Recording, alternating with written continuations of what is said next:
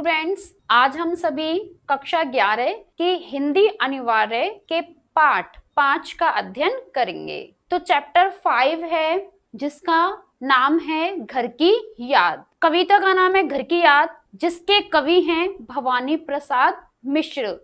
तो भवानी प्रसाद मिश्र ने इस कविता घर की याद में हमें क्या बताया है और घर की याद किसे आती है, किस कारणवश आती है और क्या कारण रहे हैं कि उन्हें याद आ रही है। इसे हम सीधा सीधा यह तो समझ सकते हैं कि इस समय जिसको भी घर की याद आ रही है वे अपने घर पर नहीं हैं। तो क्या कारण रहे हैं वो अपने घर पर नहीं हैं और किस प्रकार की यादें उन्हें आती हैं। तो पढ़ने से पहले प्यारे विद्यार्थियों, हम सभी कठिन शब्दों को देखते हैं। लीक शब्द, लीक शब्द का अर्थ होता है परंपरा। हेटे शब्द का अर्थ है गौण अथवा हीन, गौण अथवा हीन। नवनीत शब्द का अर्थ मक्खन होता है। परिताप शब्द का अर्थ अत्यधिक दुख होता है। वैसा सच को कहते हैं।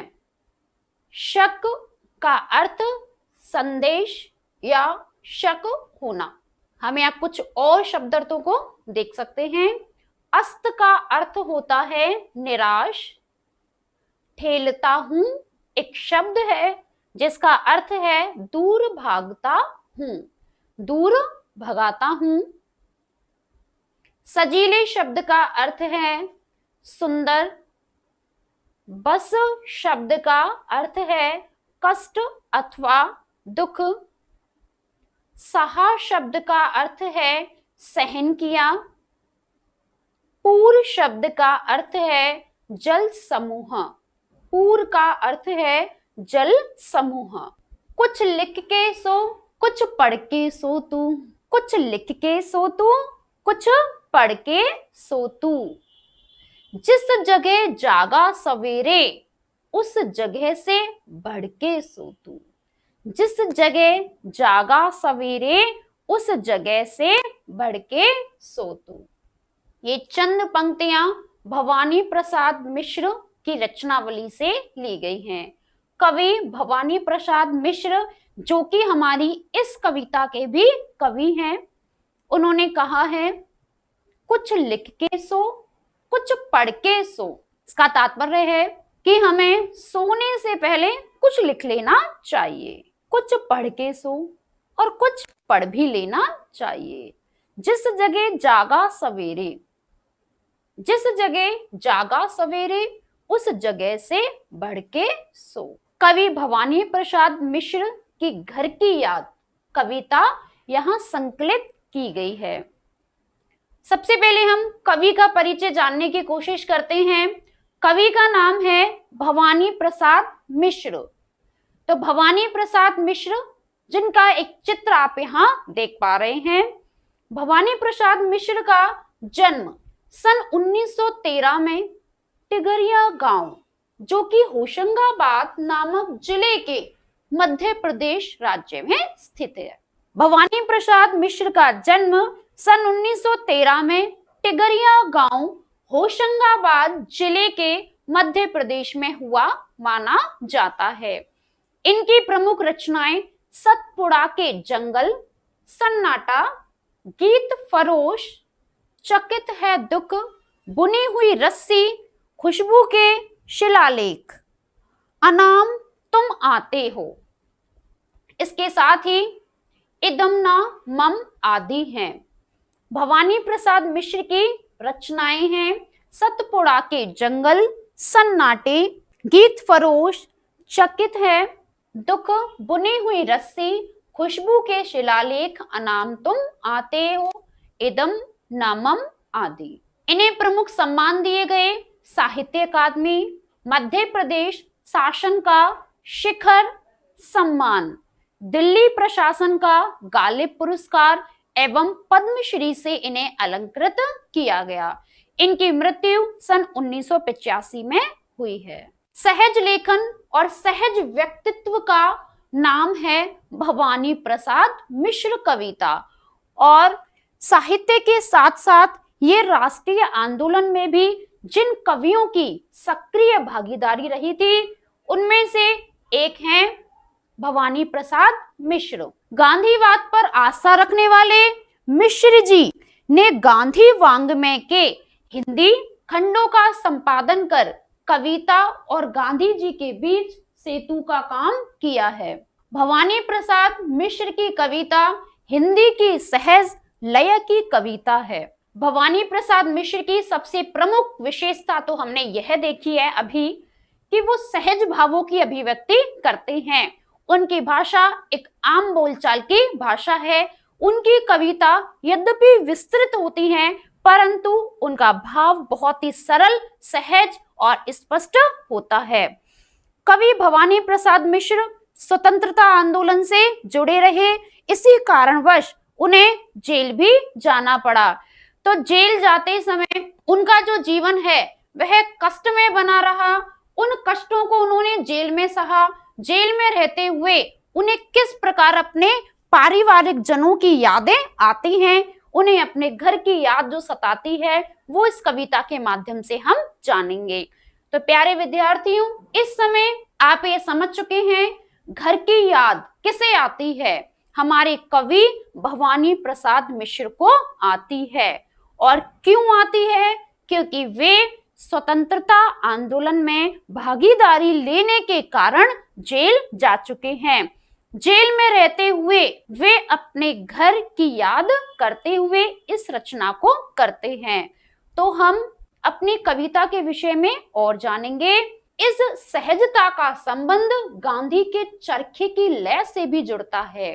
कवि भवानी प्रसाद मिश्र का जो संबंध है वो गांधी के चरखे की लय का मतलब है वह स्वतंत्रता प्राप्ति के आंदोलनों से सदैव जुड़े रहे थे।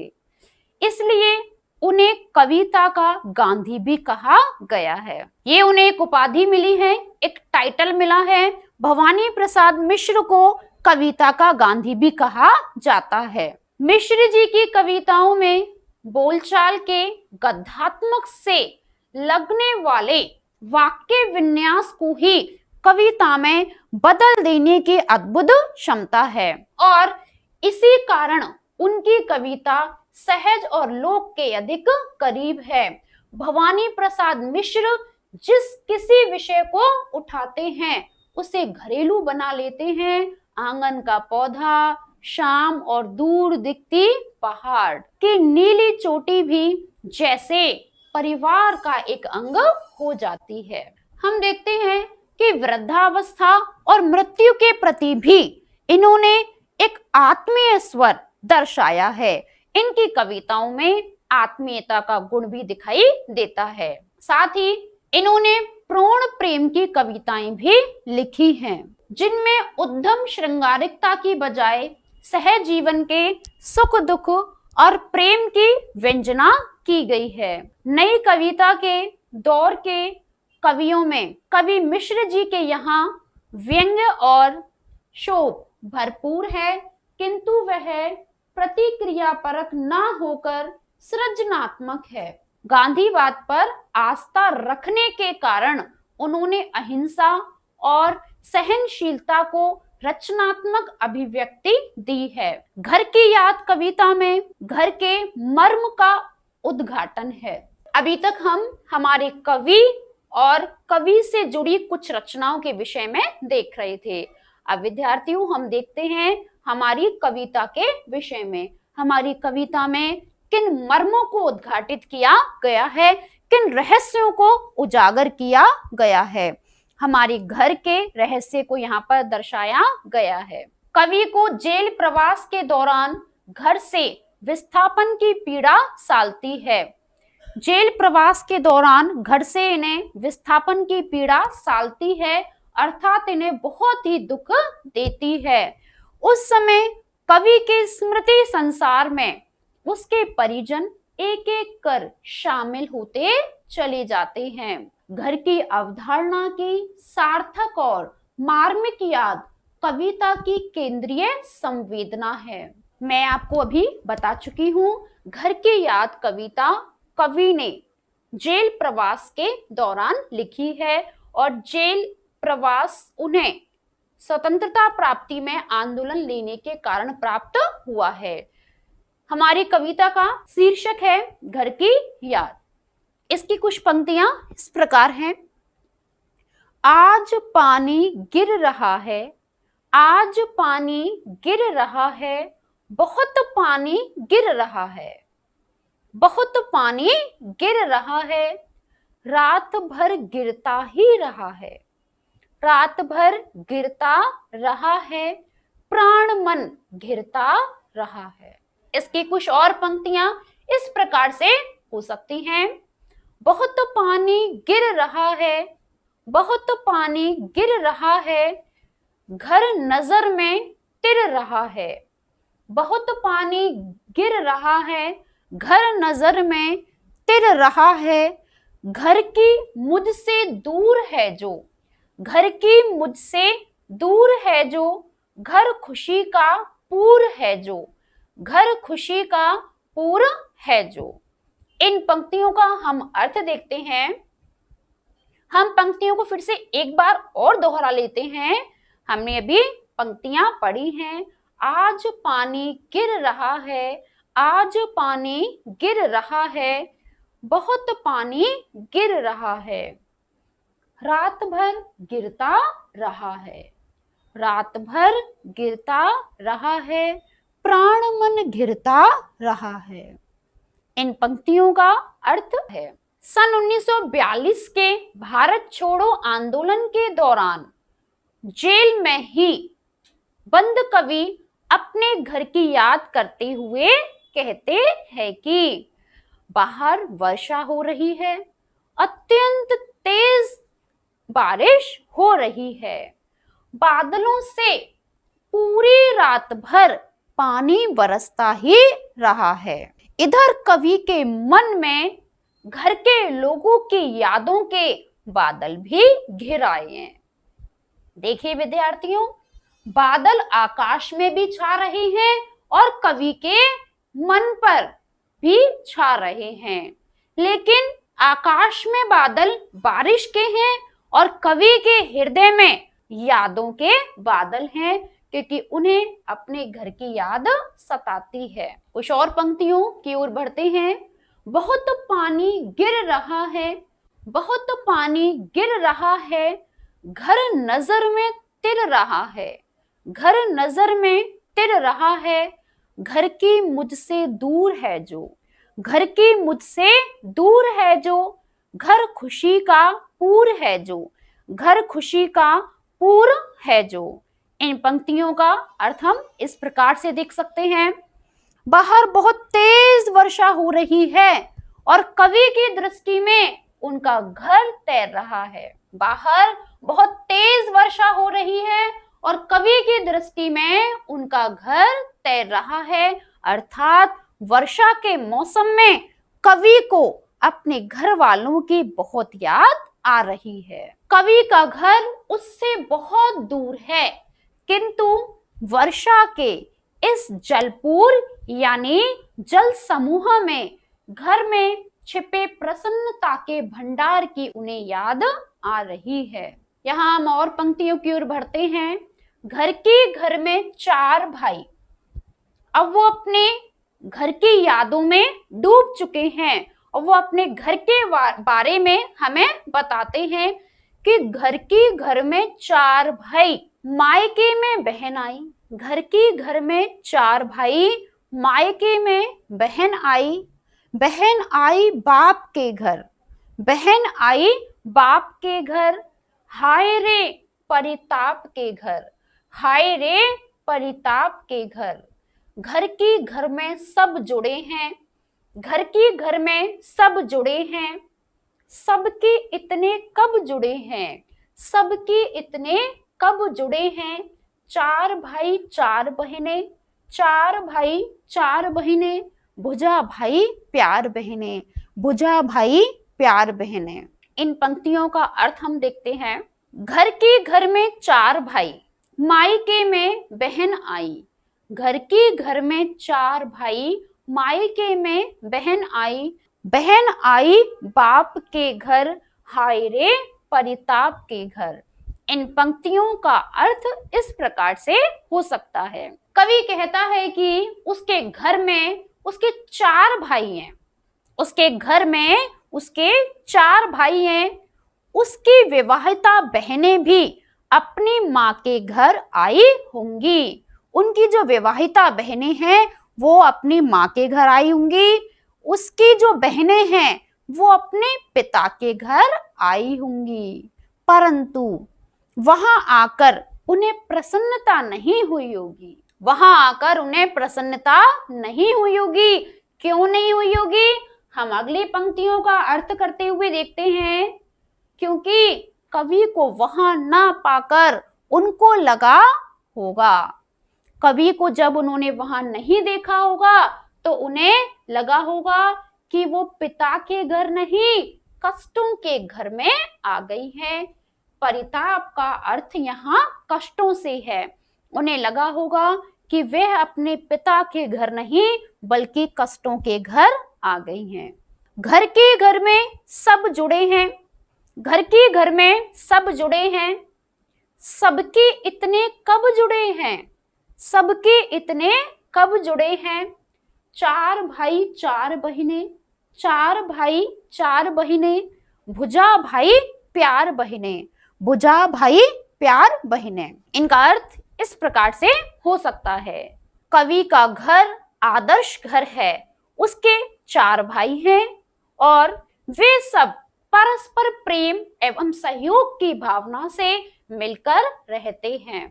सभी लोग इतने प्रेम भाव से मिलकर रहते हुए कम ही देखे गए हैं। हमने देखा है हमारे परिवार में या हमारे समाज में जो बहन भाई हैं उनमें एक खट्टी मीठी सी नोकझोंक होती रहती है, लेकिन कवि के घर में ऐसा नहीं था।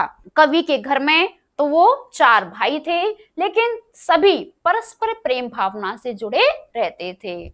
हम देखते हैं कि उसके 4 भाई हैं और 4 बहनें भी हैं। उसके भाई एक दूसरे की भुजा के समान हैं।